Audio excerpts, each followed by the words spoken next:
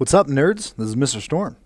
And today we're going to talk about how to evaluate web pages. This is super important these days. Um, the internet is wonderful. I love it. It's the best thing human beings have ever invented in the history of the world. It is a collection of all human knowledge that has ever been discovered or thought of or collected at any point in human history, and you have access to it. Within seconds, you can learn anything that you'd ever want to learn. The internet's great. But because anyone can put anything online, obviously there are some things out there that are just not true. And so I want you to learn how to evaluate a website to determine whether or not the information they're telling you is actually viable, whether or not it's actually valid information, and whether or not you should trust the information that you're seeing. So these links are all going to help you do that.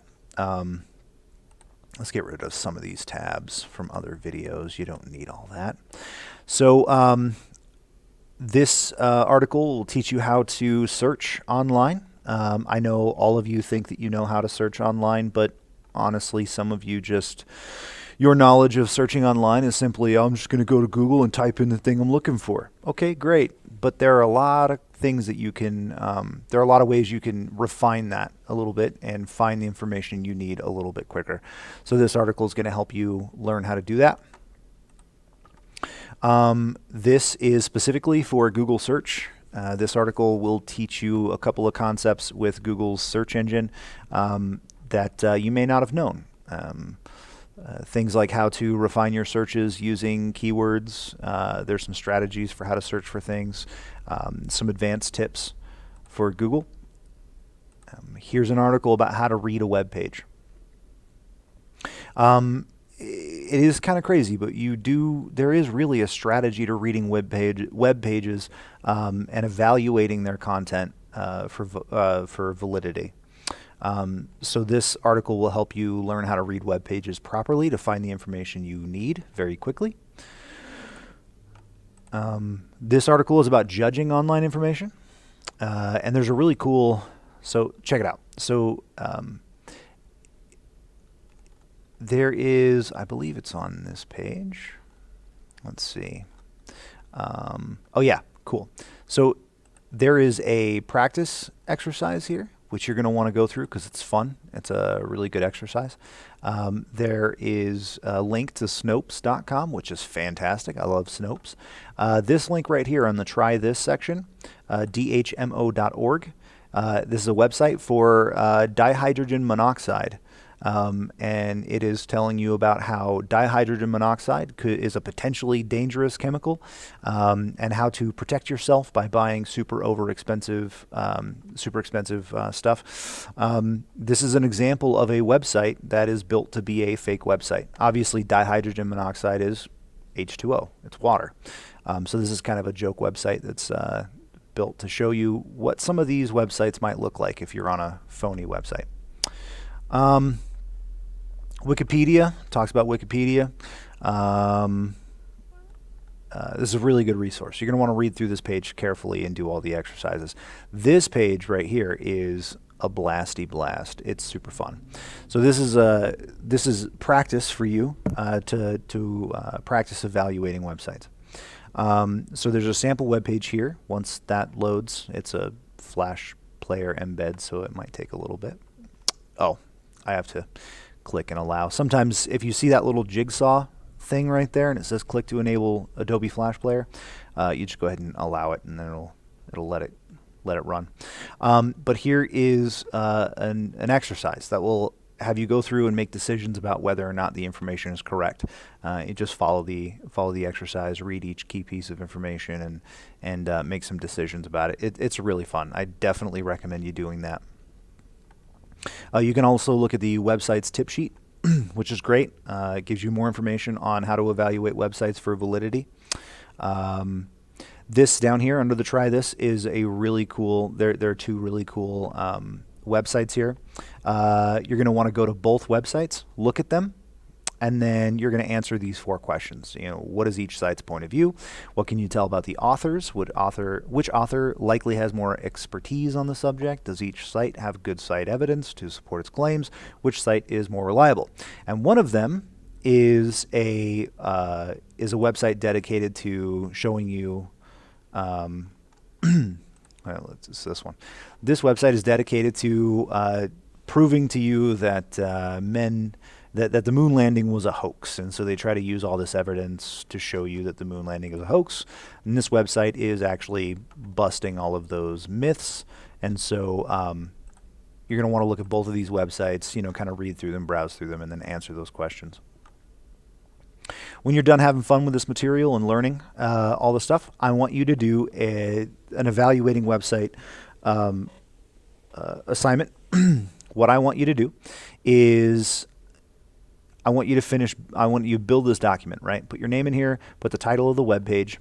I want you to take a screenshot of the website that you're evaluating so we can kind of see what you're looking at. I want you to give me the who, the where, the contradictions. I want you to verify and talk about the advertisements on the page. These are some of the things that you're really going to want to focus on when you're assessing the validity of a website. So the who wrote the post or the article that you found on this web page? Does the website give you enough information to verify his or her credentials, right? If we're looking at a web page, an article on a website, and there's no byline, there's no author. So for example, let's do a quick Google search for, I don't know, what's the topic? Autonomous cars, right? And I'll just click a random article from theverge.com. Autonomous driving will bring forced obsolescence to cars, right? So there's the title of the article. Here's the subtitle: car makers aren't ready for the upgrade backlash they're about to face. And then, hey, look, I have a byline. This was written by someone named Vlad Savov. There's his Twitter handle right there, so I can follow him on Twitter. If I click on that name, it should take me to the author's page for this website. If they're a regular author for this website, then I can read about this person. I can read their bio. I can see their email, Twitter, Facebook. I can see comments and articles that they've contributed to this website. I can also do a Google search for this person if I want, to kind of see what their history is and whether or not they're a reliable person to be talking about this subject, right? That's a part of verifying information that a lot of people overlook. All right, let's go to this Wired.com article real quick, just so we can see a couple examples. So here are some articles about, let's see, the sort of self-driving Mercedes tackles Americans' greatest fear. And here's a cool thing. Wired actually has the author's name in the little thumbnail link here, so I can see Eric Adams wrote this. So I can click on it and go there. I see Eric Adams right there. It's written by him. Let's click on him and see what his. So it has articles written by him. I'm assuming it's a him. I don't know. I don't know of any women that are named Eric, but it doesn't really have a bio or a picture or anything like that. But I know that Wired is a reputable publication, so I can pretty much trust that Eric Adams is someone who may know what they're talking about. But that's part of it. So I want to know the who. I want to know the where. Tell me where the writer got this information from. Are there footnotes or a list of references at the end? That's another great idea, another good thing to search for.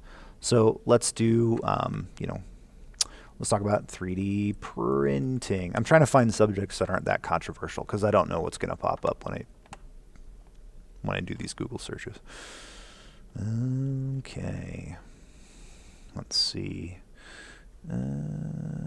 Most of these are okay. The best 3D printers of 2017 by Tony Hoffman, PC Magazine. And this is a comparison article. Come on, relax. All right, so it also says this site may earn affiliate commissions from links on this page, basically meaning, hey, any of the links you click here, they might be a promoted link, so it might we might make money off of it. So we just want to let you know up front that there might be advertisements on this page somewhere, which is a good thing. All right, it's good when they let you know that. So right down here, so it says read review. So all this information they use in their graphic here, in their big table about comparing different 3D printers, they have a link to the review they pulled that information from. So I can actually click on that and go to the review and read the source for that information. And then they have a write-up talking about this in more detail. And let me scroll down and see if there's more links. That's a lot. There's more links for full reviews. Here's some more hyperlinks where you can go to other articles to look at what you're looking for. So you want to make sure that they have links to, or at least a site, or they've at least cited their sources, right? Because if someone just puts information up there and they haven't cited their sources, they don't tell you where they got their information from, then there's no way for you to double check, right? And being able to double check information is one part of verifiability. You want to make sure that you can find where they got their information and you can double check it. Contradictions. Does any information on the page contradict the information on websites you've already evaluated? That's a big one too. You want to make sure you it's not saying things that you just know aren't true, and not opinions, right? Their opinion is probably different than yours. That doesn't mean it's not true. But if it's factual information that just obviously is not true, that's a red flag. Verify. Can you verify the information independently? Did they give you enough information to be able to falsify their claim? Meaning, can you prove their claim correct or incorrect based on the amount of information they've given you? That's verifiability and falsifiability are huge for having a reputable thing. So if I make a claim, if I build a website saying that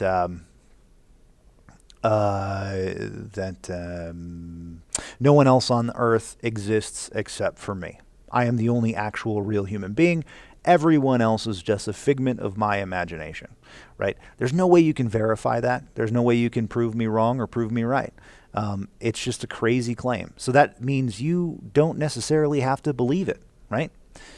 It might be interesting to read the ramblings of an insane person, but it doesn't mean you actually have to believe me and take me at my word, right? And then advertisements. Check the advertisements on the page. If the article is in itself an advertisement for a specific product, if they wrote it as an article saying, hey, we're going to help you solve this problem, and then it's really just an advertisement for a product they're selling on that website, then it's probably biased. You want to look at the advertisements and look at the article's content for whether or not it is an advertisement itself.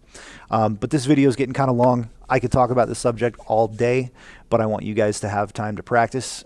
So fill out this document, find a good website, find a good article online, and talk about talk about whether or not it's a valid website. Okay, I don't want just a couple sentences here. I want you to really get in depth as to your thoughts on each of these topics. Okay, when you're done, turn in this document, and thank you for paying attention. Ask me any questions you want. I'm right here, and I will see you next time.